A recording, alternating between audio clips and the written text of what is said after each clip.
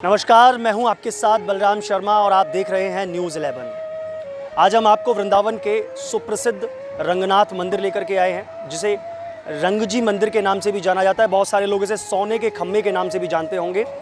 आज इस प्राचीन मंदिर में 10 दिवसीय ब्रह्मोत्सव चल रहा है। हर साल यह ब्रह्मोत्सव होता है, जिसे लोग रथ के मेले के नाम से भी जानते हैं। जी हाँ, रथ के मेले का नाम क्यों पड़ा, यह भी हम आपको बताएंगे और साथ में इस मंदिर की विशेषता भी बताएंगे। यह उत्तर भारत का दक्षिण संस्कृति का एक पुराना मंदिर है, प्राचीन मंदिर है। इस मंदिर में भगवान गोदा रंगमन्नार विराजमान हैं अपने भक्तों को दर्शन देने के लिए। इस मंदिर में कहा जाता है कि जो गोदा रंगमन्नार जहाँ विराजमान है, उस मंदिर में 7 गेट हैं। उसके बाद में भगवान अपने भक्तों को दर्शन देते हैं। 10 दिवसीय ब्रह्मोत्सव यहाँ जारी है। इस ब्रह्मोत्सव में बहुत ही भव्य मेला भी लगाया जाता है, जिस मेले को देखने के लिए हजारों की संख्या में भक्तगण आते हैं अपने आराध्य के दर्शन करने के लिए और मेले का आनंद लेने के लिए। साथ में मैं इसी में आपको उस रथ के दर्शन भी कराऊंगा, जिस रथ पर भगवान विराजमान होकर अपने भक्तों को दर्शन देते हैं, और इसीलिए इस मेले का नाम रथ का मेला कहा जाता है। तो चलिए आपको इस मेले के कुछ झलकियाँ दिखाते हैं और साथ में रथ के बारे में भी बताते हैं।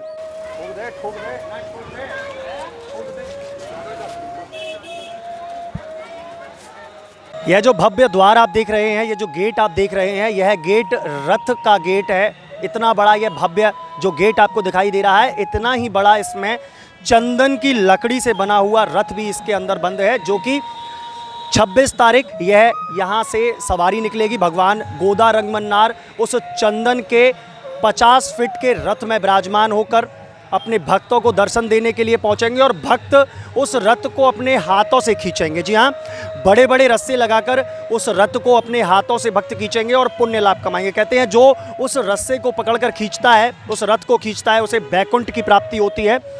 इसीलिए आज 26 तारीख को यह रथ इस बंद दरवाजे से बाहर निकलेगा और इसमें गोदा रंगमन्नार विराजमान होकर के अपने भक्तों को दर्शन देंगे।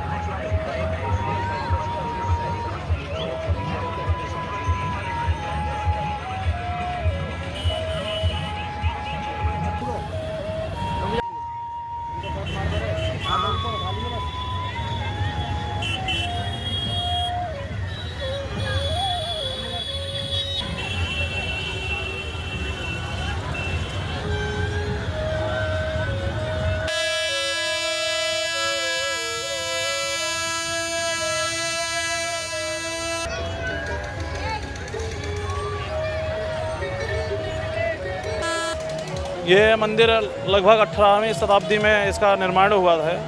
दक्षिण भारत कांचीपुरम के श्री स्वामी रंगदेसिक जी महाराज के द्वारा इस मंदिर की नींव रखी गई। उनके शिष्य थे श्री लक्ष्मी चंद्र जैन, जो मथुरा के निवासी थे, उनके शिष्य थे, और उन्होंने अपने गुरुजी को ये मंदिर बना करके दान दिया। और तब से दक्षिण की परंपरा से नारद पंचरात्र रागम की विधि से भगवान की आराधना उत्सव, इस मंदिर में 365 दिन में 385 उत्सव होते हैं, अर्थात नित्य ही भगवान का कोई ना कोई उत्सव होता है। और उसमें से एक है ब्रह्मोत्सव, जो ये 10 दिवसीय ब्रह्मोत्सव हम लोग दर्शन कर रहे हैं।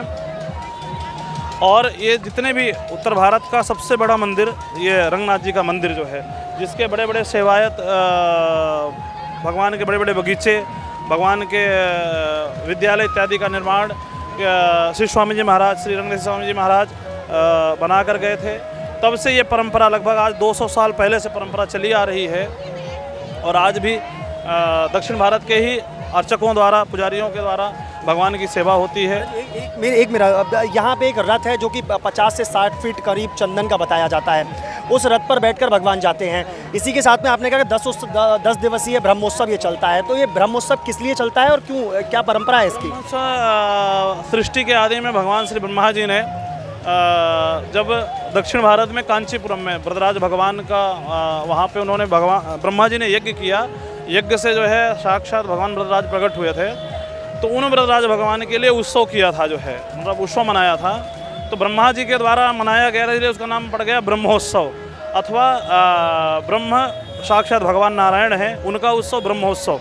तो इसलिए इसका नाम एक पड़ा ब्रह्मोत्सव। इसमें जो है भगवान, क्योंकि एक साल के अंदर 365 दिन में ऐसे भी जीव हैं जो मंदिर नहीं जा सकते हैं, जो नास्तिक है या अनाधिकारी है या जिनको इच्छा नहीं है, ऐसे जीवों का भी कल्याण करने के लिए भगवान साल में 10 दिन जो है नगर भ्रमण करने के लिए, कि तू मंदिर नहीं आ सकता, मैं तेरे पास आ रहा हूँ, जीवों पे कल्याण करने के लिए भगवान ये साल में एक बार 10 दिन के लिए नगर भ्रमण करते हैं। चंदन के रथ के बारे में? चंदन के रथ जो है भगवान, क्योंकि भगवान राजराजेश्वर हैं, ऐश्वर्य युक्त हैं, भगवान षड ऐश्वर्य युक्त कहा गया है। तो भगवान यहाँ पे आप लोग परसों दर्शन करेंगे, जो है भगवान अपने विशाल लगभग उस 55-60 फुट का रथ है, एक साल में केवल एक दिन के लिए निकलते हैं उस पर विराजमान होकर के भक्तों को दर्शन देने के लिए। जो है इसका भाव भी आज जगन्नाथपुरी में जगन्नाथ भगवान रथारूढ़ गक्षन, रथ पर आरूढ़ होकर के भगवान निकलते हैं।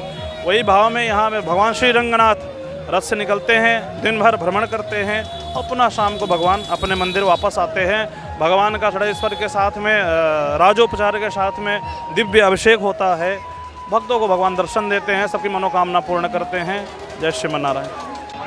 तो आपने रंगनाथ मंदिर के इतिहास के बारे में जाना और साथ में इस मेला के बारे में भी जाना, और तमाम सारी झलकियाँ हमने आपको इस मेले की दिखाई हैं। तमाम सारे झूले इस मेले में आए हैं, खाने पीने की अनगिनत चीज़ें यहाँ हैं, सामान शॉपिंग करने के लिए बहुत सारा सामान यहाँ खरीदने के लिए है।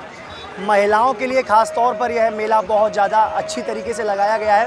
ख़ास तौर पर महिलाओं के सामान ही यहाँ देखने को मिल रहे हैं, और बच्चों के लिए आकर्षण झूले के हैं। बहुत सुंदर सुंदर प्यारे प्यारे झूले यहाँ लगाए गए हैं, जिसमें नाव है, ब्रेक डांस है, बड़ा चरख वाला झूला है। तो तमाम तरीके के झूले भी यहाँ दिखाए गए हैं, लगाए गए हैं, जिससे कि बच्चों का भी मनोरंजन हो सके और साथ में सभी को प्रभु के दर्शन भी होंगे। रथ का मेला वाले दिन जिस तरीके से बताया कि 55 से 60 फीट का जो रथ है, चंदन का बना हुआ जो रथ है, जिसमें भगवान रंगनाथ विराजमान होकर के अपने भक्तों को दर्शन देने के लिए उनके बीच जाते हैं।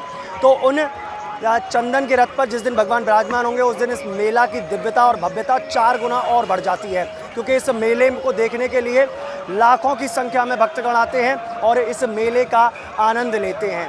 इसी के साथ में इसकी बड़ी आतिशबाजी का भी आयोजन किया जाएगा। छोटी आतिशबाजी हमने आपको हमारे चैनल पर दिखाई है। इसके बाद में बड़ी आतिशबाजी और पूर्ण कोटि के साथ में इस कार्यक्रम का 10 दिवसीय जो कार्यक्रम है, ब्रह्मोत्सव है, इस ब्रह्मोत्सव का समापन होगा और फिर से अगली साल भगवान अपने भक्तों को दर्शन देने के लिए फिर से अपने गर्भगृह से बाहर निकलेंगे। ऐसी ही अन्य खबरें हम आपको लगातार दिखाते रहेंगे, तो कहीं मत जाइए, जुड़े रहिए न्यूज़ 11 के साथ में अपने सहयोगी आदित्य शर्मा के साथ। मैं बलराम शर्मा, न्यूज़ 11 वृंदावन।